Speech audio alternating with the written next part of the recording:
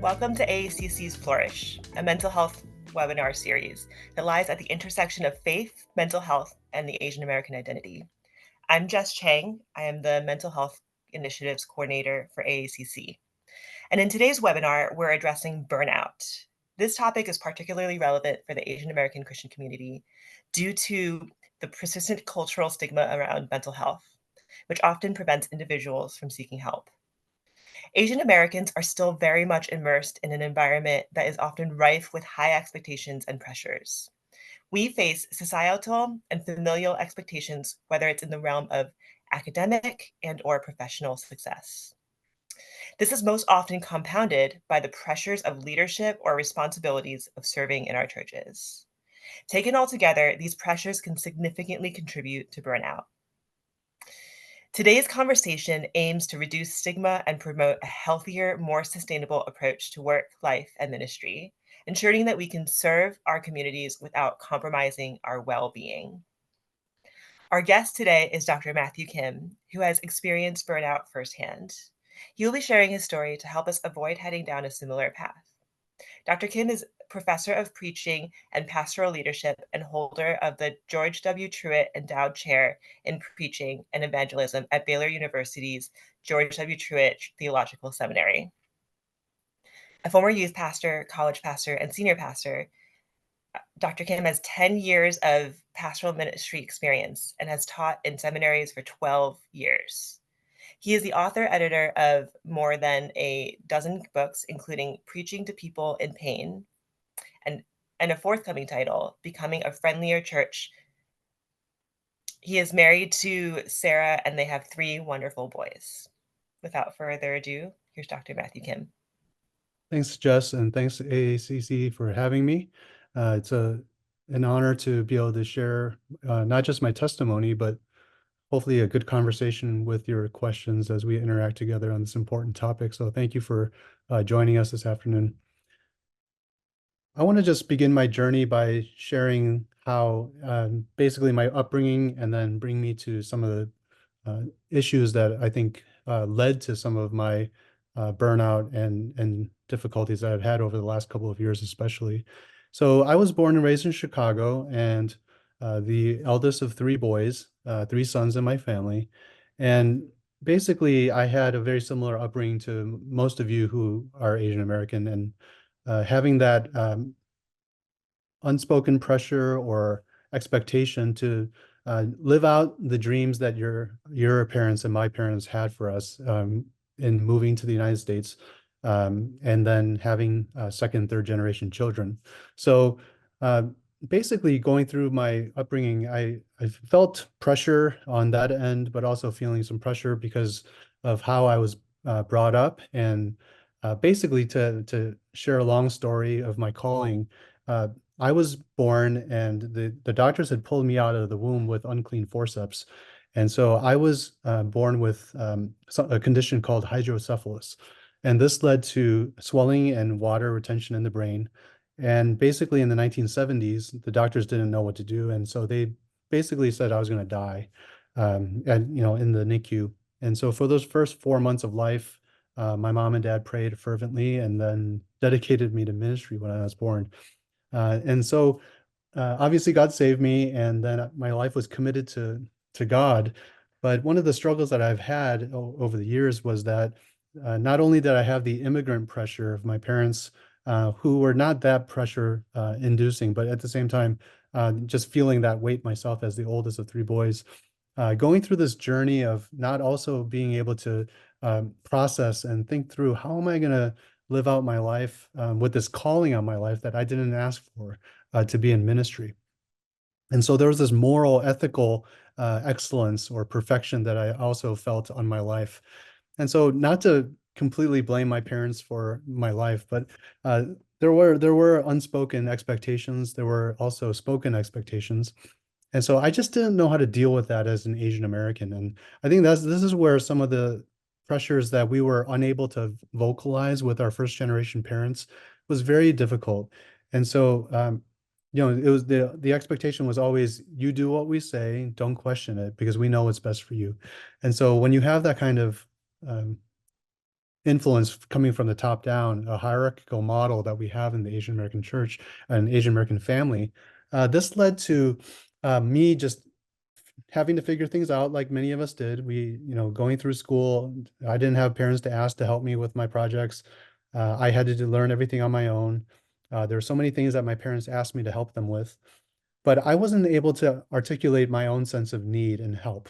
And I think this is where I struggled a lot, was just the inability to say, I need help.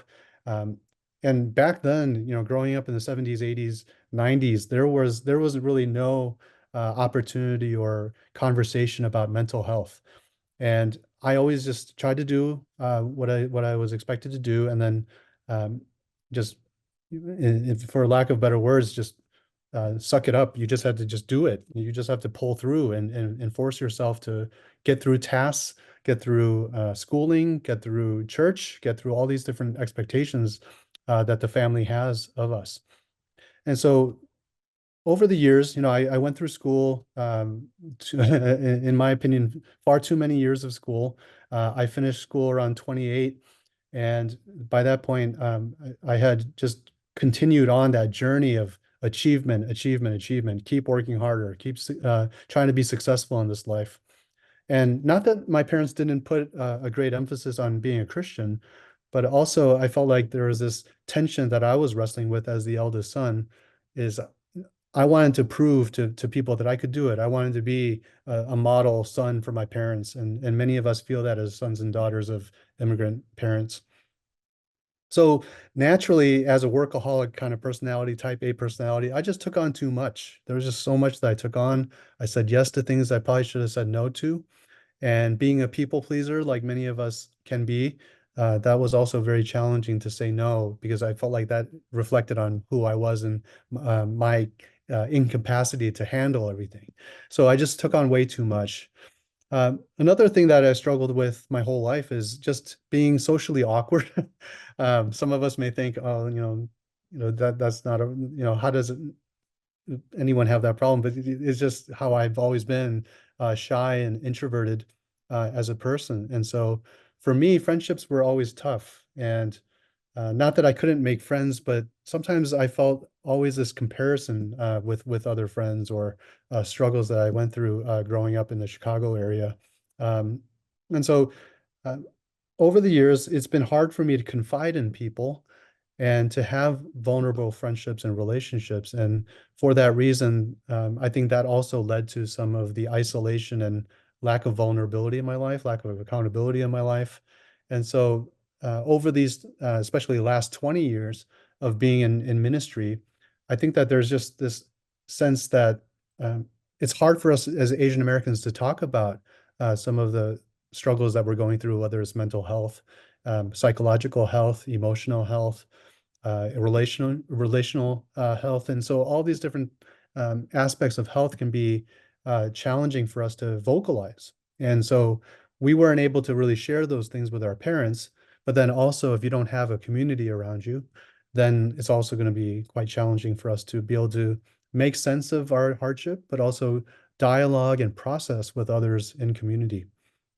Another thing that's happened over the years is being placed in situations where either I was working in a Korean or Asian American church, but then also being on a faculty, which is predominantly a white faculty, so a PWI, predominantly white institution.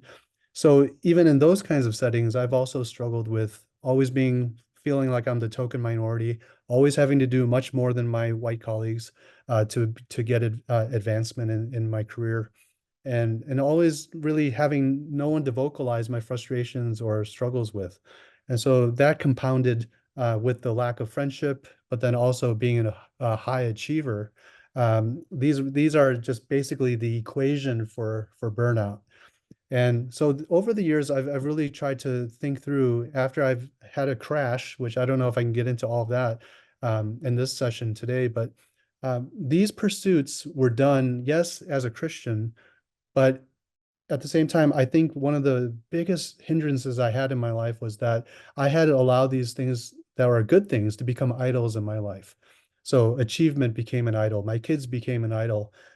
Advancement became an idol. Publishing became an idol. All these different things weighed heavily on me. And at the same time, I was not taking care of myself physically, not eating the right foods, not exercising enough, not getting the breaks that I needed, and having time for refreshment and renewal. And so all of these things were really things that led to an episode of mental health crisis and also burnout just a couple of years ago. And so these are some things that I've been struggling with, thinking about. I do really believe and pray that God would give us the type of Christian community among Asian Americans where we can truly be vulnerable with each other. We can share that we're not doing well. We can admit that we need help. And that could be all kinds of help from a pastoral sense, but also an emotional, relational, psychological sense. To be whole mentally and to be whole physically requires a lot. And so I'll just stop there for my brief presentation, but I'd love to dialogue with Jess and you who have participated today in conversation. So thank you so much. Yeah, thank you so much, Dr. Kim. I was sharing before we started recording that one of the reasons why we were so interested in hearing more about you and hearing more of your story has been your story is not just universally understood and relatable to people who experience burnout, but it's such a uniquely Asian American struggle as well of, parental expectations, cultural expectations. I learned a new phrase, PWI. What is it? Predominantly white institution. And it's one of those things where the people listening, I don't know if you can relate to this, but if you're Asian American, you may not have heard that phrase, but you instantly know what that means, Um, and I think one of the themes that has been in the beginning of what you were sharing has been about language and communication. And I'm curious for, you shared about like communicating with your parents. I'm curious, where you are on that journey of communicating mental health with your parents now for. Well, they never anticipated or nor did I, the crisis and breakdown that I experienced just a couple of years ago. And they were actually firsthand witnesses to how bad it had gotten. And what happened really was that the compounded stress of all of life for those Yeah. many years that was not monitoring myself um, really came to a forefront in that mental health crisis that I experienced 2 years ago. And so my parents were actually living with us for about 10 weeks while they saw my decline. And really, what the decline came from was chronic insomnia.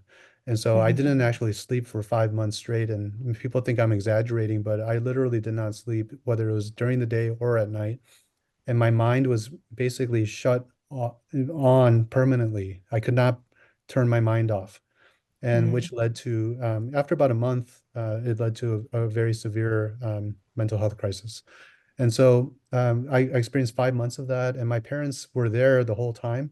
And when you see your kids suffer like that, there's nothing that they could do for me except for pray for me and be here for my family, which I'm very grateful for. But I think during that time, they were able to see that I was living under a lot of pressure. I was Mhm. living under a lot of guilt for not fulfilling some of the things that I think they may have wanted me to accomplish or do or be. And so I was able to articulate some of those things, whether they heard that fully or not. It gave an opportunity in my brokenness to be able to share with them how hard life had been. And so I think our parents are much more willing to see or Mm. listen when they do see the effects of all the mental health uh, disturbances or struggles that we're going through. Our parents are not so cold-hearted that they wouldn't care for us in our time of absolute rock bottom brokenness. So uh, I would encourage us if we're struggling in any way to be able to, even if we have a very stoic relationship with our parents, just to be able to convey that and say, these are some things I've been struggling with. Could you hear me out? And as much as our parents are not Western and not American, I think there are sensitivities that they do have as parents to be able to be willing to listen to us. So I did share a lot with them that I really was not able to get through to them until they saw how bad it was. I think over the years I had been making points about how certain things affected me, but I don't think they really understood fully what that meant until they saw the breakdown. Yeah, thank you for that. That piece of assuming that parents will not understand because of language or anything, that is, I think, a common assumption, one that I make personally with my own parents sometimes. Um, and I think that's really beautiful insight and advice to kind of like continue on trying to communicate with um, parents. And I remember when you were writing about your experience, you also talked about communicating with the people around you, more generally asking for help and everything.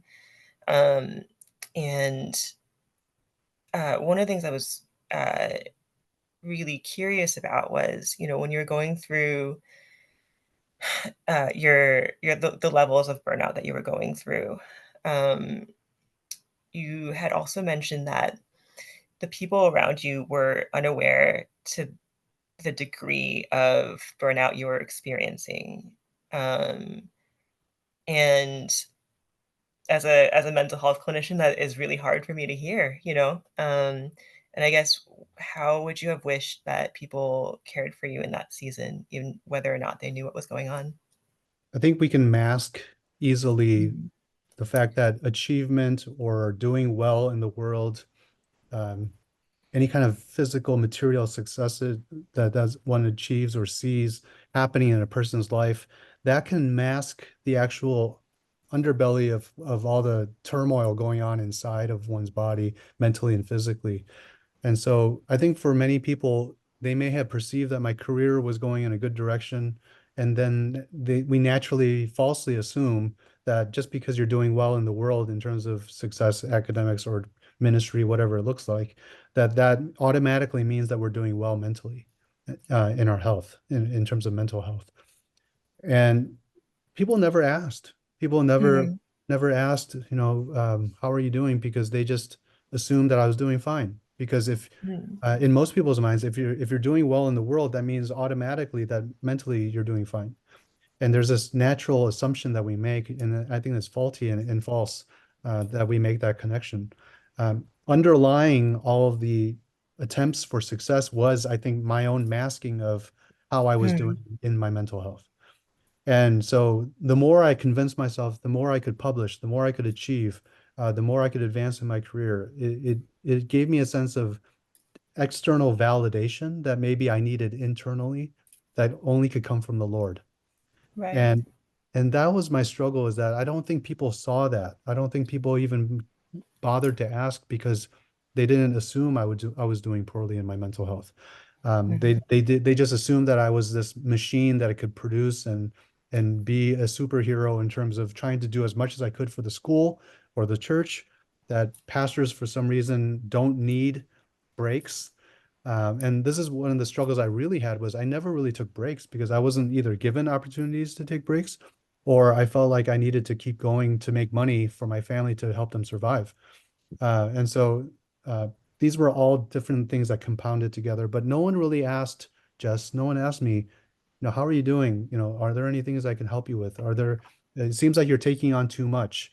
Um, I just became this workhorse where I was just constantly working, not taking breaks, even preaching for extra money, writing articles for extra money, doing whatever I could to just help my family eat and survive. Right. But I think it really takes the Christian community to recognize that no, it's on me to ask my fellow sister or brother in Christ how they're doing and to listen to them. Mhm. And so I'm hoping that this will encourage that we'll recognize our need for each other and recognize the need that I need to, as a sibling in Christ, really protect and guard you and help you so that you don't end up in a situation like I did. Yeah, that's really beautiful. I feel like when I am dealing with clients as well as with people in my own life who are um, wrestling with depression and heading toward burnout, um, I see the hesitation that the people around them have in asking very direct questions of, Yeah. "Are you okay?" In And I think part of the hesitation is what you said of people won't think to ask because they see success and they see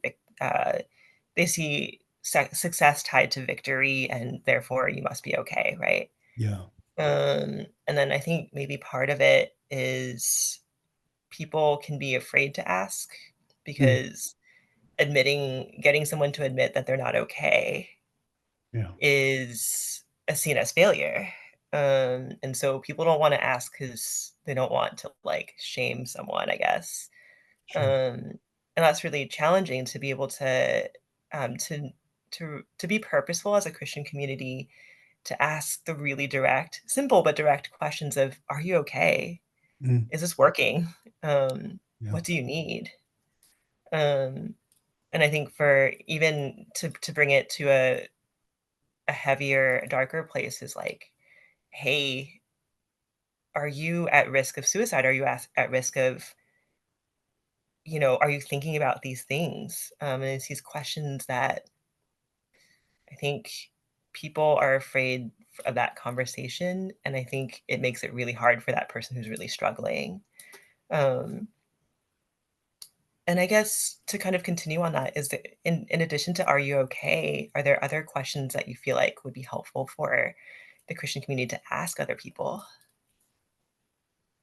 Well, I think sleep is a key indicator as to whether or not Mhm, we're doing okay. And so uh, when I realized that my sleep had become significantly worse over time, I mhm, started to realize that all of that goes together because either we're anxious about something or mentally, physically, something's unwell in our body, which is preventing us from sleeping. And I don't know all the psychology or medical things behind all that.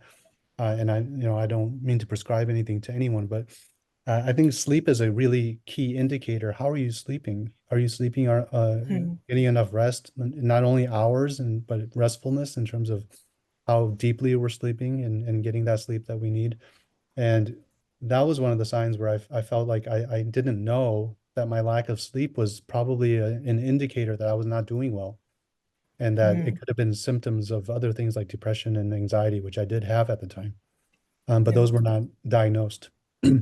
I think sleep is one thing that we should ask. How are you sleeping? Are you getting a good rest? Are you taking care of yourself physically? Are you energized by work? Are you energized by a family? Is there anything exciting in your life? If we're dull and unexcited about life in various aspects, that means there might be a sign that I'm depressed or I'm going through a hard time mentally. So another sign for myself, and this may not be for everyone, but for me, um, an excessive amount of complaining.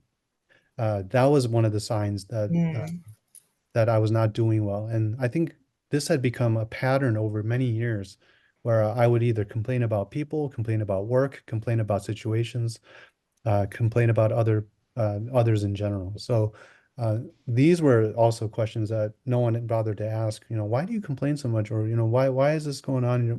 Why do you seem to be so um, excitable about people in terms of being negative or critical, judgmental. These were signs that I was not being um, spiritually, not only spiritually cared for or taking care of myself, but also relationally. The excessive workload and everything just became too much, which led to perpetual complaining about how hard life was. And so these are just a few different questions that came to my mind in terms of sleeping, complaining, making sure that we're getting adequate rest. Uh, mhm. these are some things that I think could help us navigate. And everyone's gonna be different, and I think that's why it's hard for me to verbalize for everybody. Right, right, and certainly, you're sharing your own very personal story in it, and I think at the same time, all of those things feel very, very relevant to a lot of different people too. Um, and I think for, kind of circling back to that idea of language and communication and, how we communicate with someone who's struggling, how someone struggles communicates with the people who care about them. Um, one of the things that I often will see is that when someone's really, really having a hard time and they're barreling toward burnout, um, is that the further along they are in that journey of burnout, the harder it is for them to ask for help. Yeah. Um, and and then there's this additional layer where as Asian Americans, we often don't want to be burdens in a world that's already burdened. And so we'll try and shoulder that pain ourselves until we can't, and then that's when crisis happens. Mm. And I feel like you've addressed this a lot already. But is there any insight that you have in kind of walking against that narrative of like not wanting to be a burden, so not reaching out? Right. Well, I think there are a couple different things there. I think one is you mentioned earlier, shame, and shame can Mhm. be one reason why we don't ask for help. Or the flip side of shame, I think, can be pride. And so I'm too proud to ask someone for help, or that I recognize that I need help. But it sometimes it's just as I was going through my issues and my depression, I didn't even realize that I was depressed. Mm, I didn't realize that there were some mornings I got up and I didn't want to get up. I didn't want to actually physically get up out of bed. And mm, I never realized that those might have been clear signs of burnout or discouragement or depression. Um, so yeah, I think it is something that we need to recognize, is that I need to have the humility to be able to say, yeah, something's not right. I'm not doing well. I'm not thinking straight, or I'm complaining too much, or I'm really unhappy with life, unfulfilled. Nothing gives me motivation. I'm worrying too much. I'm full of anxiety. Um, mhm, I'm up and down in my moods. So just to be able to recognize that I couldn't have overcome the crisis that I went through except for uh, having people in my life that would help me. So not just my wife, but my kids and my immediate family. And then I went to having a psychologist and psychiatrist who were able to diagnose the issues and help me work through them. Um, of course, God did all that, but sometimes it takes human intervention as well. And mhm, so having the ability to say, something doesn't seem right, I need to take a break, because essentially God forced me to have a break. And for those 6 months, God gave me a break that I didn't really want. mhm. But that's because of all those years of not treating all the issues that I had masked or not thought about. So yeah, I think it's possible for us to ask for help. We just need to overcome the shame, overcome pride, and whatever else may be preventing us. Yeah, and I think one of the things that stands out to me is, when you talk about heading into a crisis, people, when they use the word crisis, they use it and they will mean different things. For you, is also you were in a hospitalized for, I believe, several months, correct? No, Um, I was for, hospitalized for 10 days. for 10 days. And so um, you were in a setting receiving psychiatric care and also medical care. And one of the things I'm curious about, just as a clinician, I work with clients who have been through a lot of crisis care, um, and I've often seen a reluctance to utilize crisis supports. And for the Asian American community, some of it might be due to cultural or language barriers or biases in the system, or just the same reasons also that other people might be reluctant to utilize crisis care. And I'm curious what your experiences actually were using crisis supports and hospitalizations.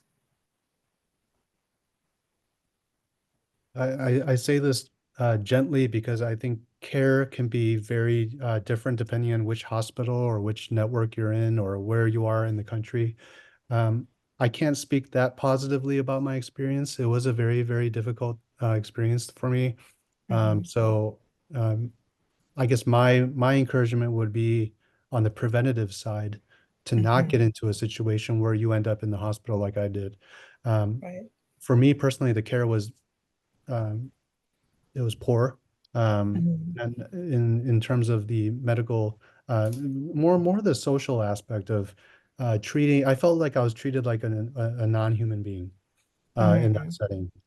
Um, and that was more of the issue, more so than the medical side. I think the medical side, they were trying to take care of me as best Mhm. as they could. But in terms of how they made me feel as a human being, that was really the struggle of those 10 days. Um, Yeah. but what I would say is that we want to be able to prevent that from happening. And for some reason, I know clearly that God had me go through that for a reason. I think God had me come to an utter place of despair and the inability to function. So I couldn't walk, I couldn't talk. I just was barely living for those 5 months. And I think what God was trying to just teach me was that I needed community because I was in Mhm. isolation, not just from COVID, but even before COVID, I was in isolation.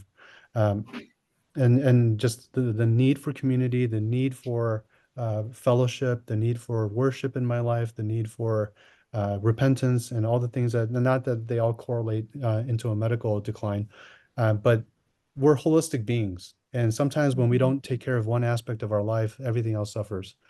And I think that's what I had. That's what happened to me in those months.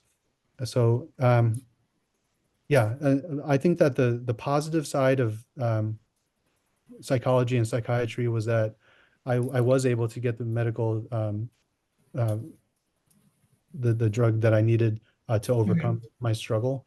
But then also the psychology of meeting with a counselor or therapist who really walked me through some of the issues. And the best part of my journey was that those two people believed in me more than I could believe in myself. And when things got so bad, they were the ones who said, "I have enough faith for you to get better." And they actually did over the course of those months. They were the ones who were able to help me believe in the fact that God could heal me, that God could Mhm. change me, and that the best outcome did happen. Mhm. I'm doing much better than I was even, I think, before I went through that crisis. So God is a redemptive God, and I believe that God can help us even through the medical field.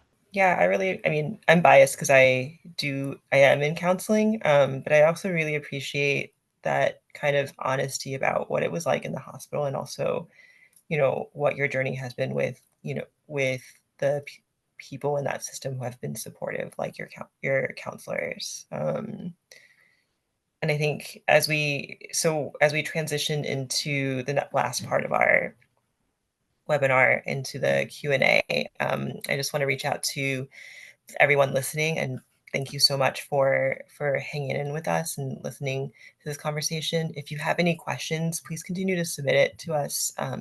We do see it and we're sifting through the questions right now.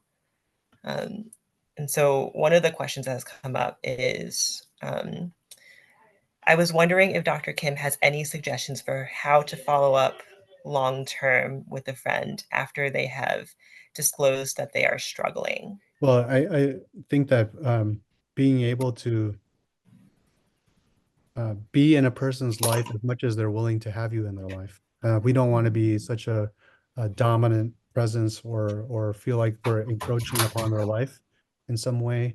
But having the ability to care for someone and to love them as Christ loves us and the greatest commandments, to love God and love neighbor. If I truly love someone, I'm going to ask how they're doing. If I truly love someone, I'm going to keep in touch with them. In our culture today, it's really easy to drop people. It's really easy to say, I don't want to be their friend anymore, or they offended me, or such. But real friends are hard to keep, and it's hard to Mm, maintain close relationships. And the older we get, as I get closer to 50, I realize that there are the people that I thought were friends may not be my friends, but then the people who actually do care and follow up with you, they're your real friends. And so if someone's bothering to ask me how I'm doing and to sit there for 30 minutes or an hour to listen to me, they're a real friend. They're really willing to hear you out and be there with you through that struggle. So don't take that for granted. Don't take friendship for granted. If someone really does care about you, uh, keep that relationship. Make your part, make your effort to keep that friendship as best as you can. Yeah, that's really beautiful too. I feel like sometimes when we talk about the people that we know in our lives who are struggling, what I sometimes can fall into is, okay, what's the perfect thing I can say Mm.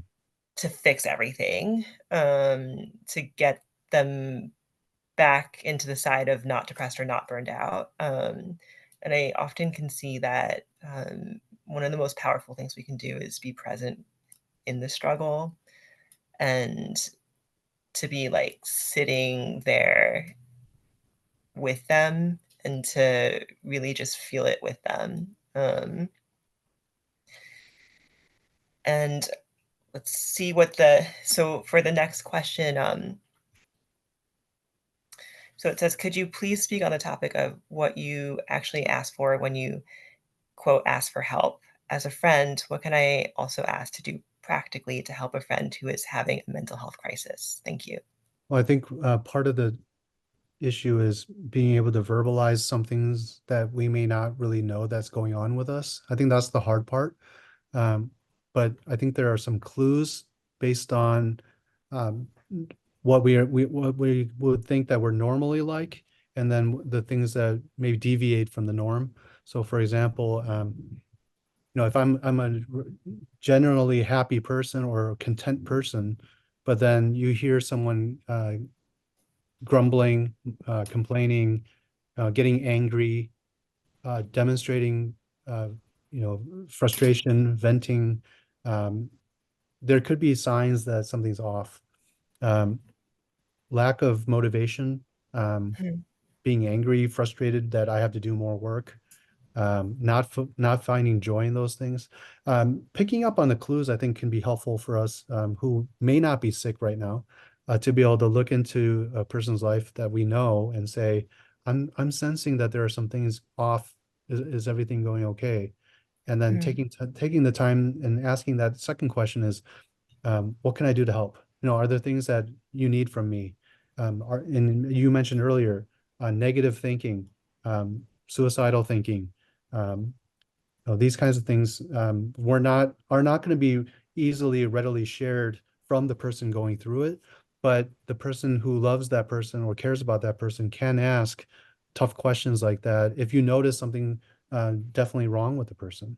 And so again, if you know a person well enough, I think you can go there. I think you can go to the places where uh, it's not natural for us to talk about some of these things, but uh, you can ask the tough questions. Are you thinking of hurting yourself? Are you feeling safe? Are there any things that I can do to help you? Do you need help from anybody right now? Is there someone that we can bring, to a family member, a close friend that needs to be with you right now? Just being involved and asking the questions of care will go a long way, I think, in that relationship and help. Yeah, that's good. And I think it speaks to also there's a lot of bravery that's involved Yes.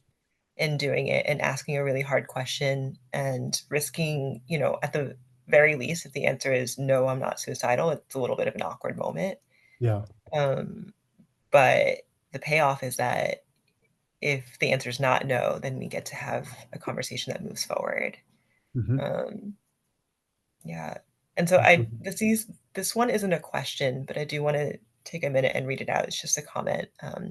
So it says, Dr. Kim, thank you for your vulnerability and testimony to the glory of God. I too experienced a mental health crisis, insomnia, and a hospital stay 5 years ago this month. He does heal, and it is a redemptive process. Thank you, as we all do need community. Um, so I just wanted to share that. Yeah. Thank you for Um, sharing. yeah. Um, so one of the questions that was also asked is, I think this has to do with resources. So what can we do, or what are some resources that we can access if there is no one around who is able to help us look for signals that we might need help? I think this kind of speaks to that self-check, self-awareness, but also not knowing how to ask for help. I wish that all pastors were more trained in these areas. But I think the person that you can go to first is your pastor if you're a Christian and you attend a church. Um, I would never be offended as a pastor to say, have someone come up to me and say, hey, pastor, I'm going through some things. Would you mind meeting with me? I think the pastor is one of the first go-to people in your life that would take the time and care to help you. Um, Beyond that, um, you know, I'm reluctant to say you need to visit certain types of therapists. Um, Mm, Christian counselors can be helpful, but they may not be helpful. So it's hard for me to say definitely go to one like a non-Christian therapist versus a Christian therapist or both. I'm not in that realm to be able to advocate or encourage you to do either one directly.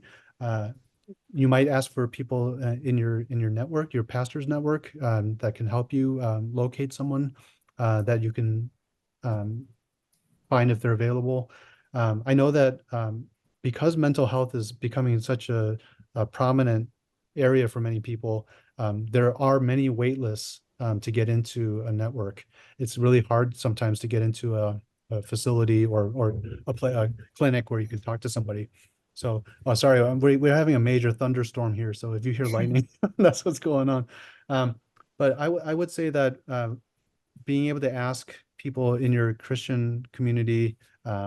But beyond that, I don't have the exact, Jess, you'd probably know better as to how to counsel on that. But I would start with your pastor and then move forward from there to see if there are any networks that they belong to or know of. yeah, I really appreciate that. One of the other questions, which I'll read out, but I feel like you have answered most of it, is you've talked about receiving mental health care, but also about faith. How do you feel about receiving services from someone who is not Christian and may not have our values? Do you feel like there's more that you would want to say about that question for? Well, I think that again, it depends on the person receiving treatment. Mhm. I don't think we can make a blanket statement and say, don't ever go to a non-Christian therapist and always go to a Christian therapist. Maybe you need to go to both because Mhm. they can help you in different ways. Um, while I would lean on the side of trying to find a Christian therapist who can help you, um, we may not be able to find that right away. So get the help you need immediately. Um, if you're in an acute situation, a crisis situation, get the help that you need, whether it's Christian or non-Christian first. And then as time goes on, you might be able to find a Christian one, either in conjunction or move from a non-Christian to a Christian, depending on how that relationship's going. Yeah, I appreciate that. And just a little side note about myself. I am a Christian. I was about to say I'm obviously Christian. I guess it's not obvious, but I do work for Asian American Christian Collaborative. So, but I also am someone who is very passionately interested in working in non-Christian spaces. And so just because someone's labeling themselves as a counselor, not a Christian counselor, it may not mean anything about their faith, is what I will plug in right there. Um, and so our next question is, I think about your conversation about your parents, the part that you talked about communicating with your parents. Um, so you've talked about parental expectations adding to burnout, um, about expectations adding to burnout, and about conversations with your uh, parents about mental health. Do you feel like right now they understand where you are in your mental health? Yes, I think that they have really um, done their own soul searching.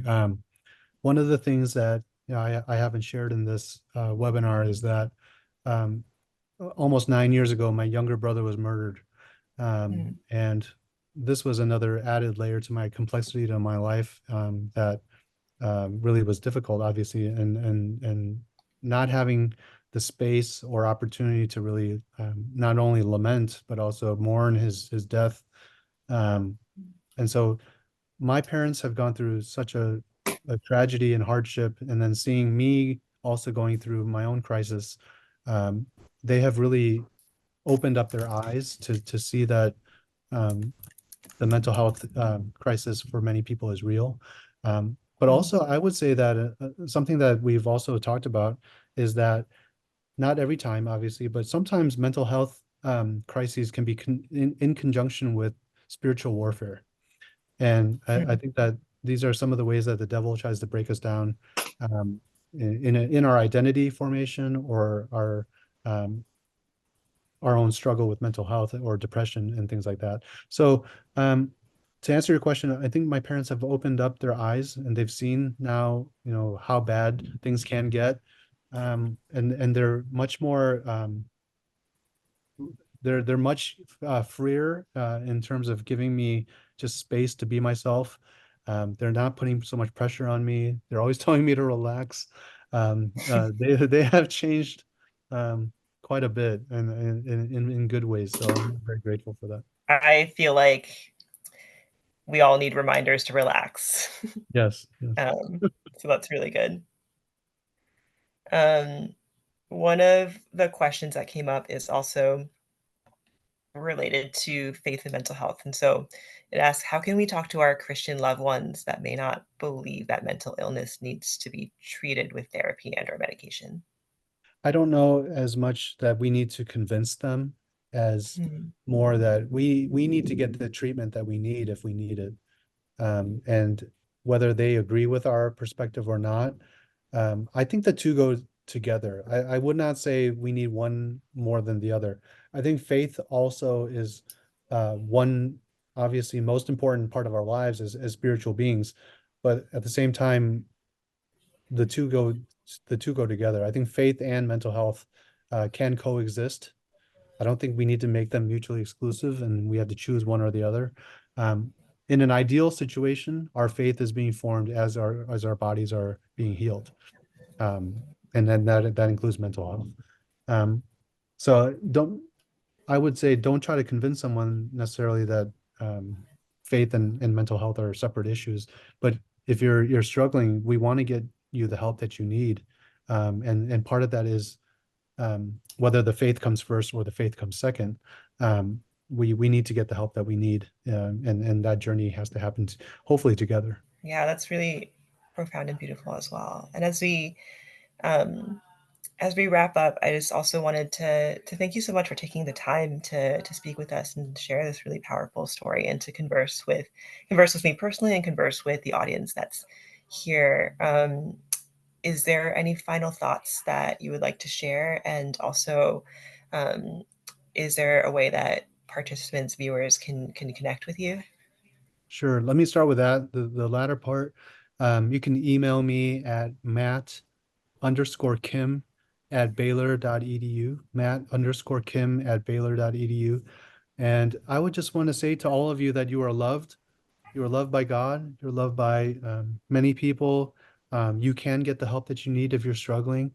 Please seek that out. And if you know that you may be going through some of the symptoms or signs that I was mentioning earlier, I really hope that you can reach out to someone and get the help that you need. And um, as someone who's gone through this, I feel for you. I know it's hard, but don't let that prevent you from getting the help that you need. You are loved by God. You are loved by people, and we want you to get better. And so, if I can help in your journey in any way, please let me know. But thank you so much for making the time to be here today in this conversation. Awesome. Thank you so much. And thank you so much, all of the participants, for joining us today.